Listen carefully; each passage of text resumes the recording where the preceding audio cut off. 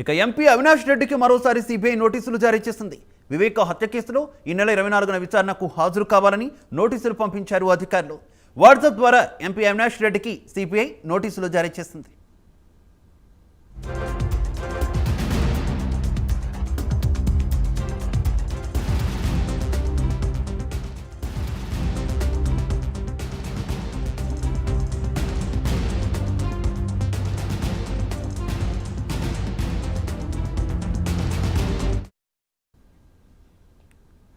MP Avinash రెడ్డికి మరోసారి CBI నోటీసులు జారీ చేసింది.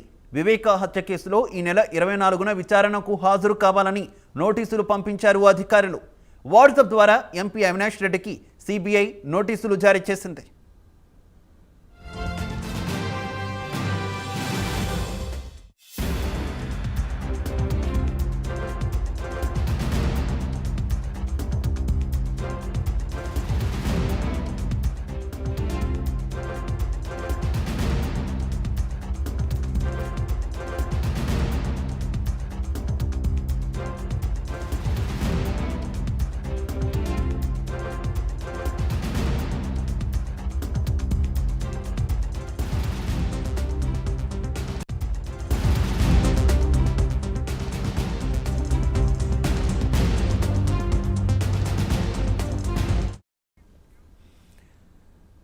వైఎస్ వివేక హత్య కేసులో సిబిఐ దూకుడు పెంచింది.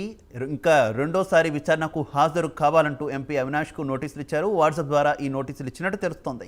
ఇక ఇదే విషయానికి సంబంధించి మరింత సమాచారం మా కరెస్పాండెంట్ సుధీర్ ఫోన్ లైన్ ద్వారా అందిస్తారు. Sudheer, good evening Shiva. ఏదైతే మాజీ మంత్రి వైఎస్ వివేకానంద రెడ్డి హత్య కేసుకు సంబంధించి ఇప్పటికే చూసుకుంటే కనుక సిబిఐ అధికారులు పూర్తి స్థాయిలో కూడా దూకుడు పెంచారని చెప్పుకోవచ్చు. అయితే ఏదైతే గత నెల 28వ తేదీన కూడా కడప ఎంపీ అవినాష్ రెడ్డి అయినటువంటి అవినాష్ రెడ్డి కూడా పూర్తి స్థాయిలో సిబిఐలు కూడా వాట్సాప్ ద్వారా కూడా నోటీసులు అందించడం జరిగింది. అయితే ఇదే నేపథ్యంలో చూసుకుంటే కనుక ఇప్పటికే ఇదే కేసుకు సంబంధించి కడప సెంట్రల్ జైలు నుంచి కూడా ఎవరైతే ముగ్గురు నిందితున్నారో దేవిరెడ్డి శంకరెడ్డి కావచ్చు, అలాగే సునీల్ యాదవ్ కావచ్చు, అలాగే ఉమాశంకర్ రెడ్డిని కూడా సిబిఐ అధికారులు విచారణ నిమిత్తం కూడా వీళ్ళందరినీ కూడా హైదరాబాద్ కార్యాలయాన్ని కూడా పిలిపించుకోవడం జరిగింది. అయితే వీళ్ళందరినీ కూడా రేపు నెలకు కూడా వాయిదా వేసినటువంటి సిబిఐ అధికారులు మరోసారి ఎదుగుడు పెంచారని చెప్పుకోవచ్చు.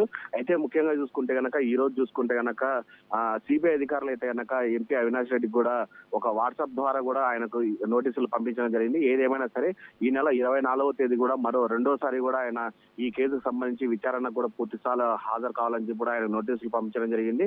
ఏదేమైనా సరే ఆయన ఈ నెల 24వ తేదీ మధ్యాహ్నం దాదాపుగా 3 గంటల ప్రాంతంలో కూడా హైదరాబాద్ లో ఉన్నటువంటి సిబిఐ కార్యాలయం కూడా విచారణకు హాజరు కావాల్సింది. మొత్తంగా ఈ నేపథ్యంలో చూసుకుంటే కనుక మరోసారి సిబిఐ అధికారులు రెండవసారి పిలిచడంపై కూడా కడప జిల్లాలో ఉన్నటువంటి నేతలు కావచ్చు, అలాగే వైఎస్ అభిమానులు కావచ్చు, అలాగే మొత్తంగా చూసుకుంటే కనుక వైసీపీ నాయకుల్లో కూడా ఉత్కంఠ నెలకొందని మనం చెప్పుకోవచ్చు.